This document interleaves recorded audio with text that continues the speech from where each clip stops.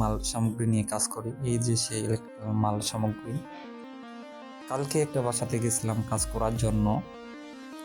কাজ করার মাঝে একটু ভিডিও করে নিলাম। আর এই যে এলইডি সিরিজ লাইট, মানে এটা সিরিজ দিয়ে চালাবো এলইডি।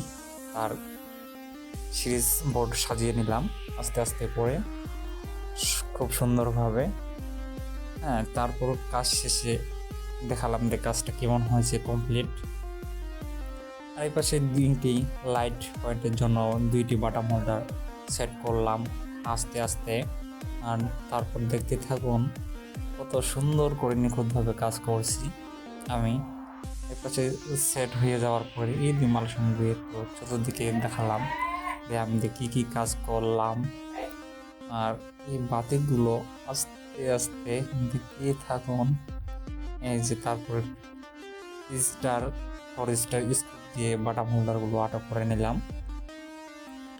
আরও কাজ অনেক আছে দেখার।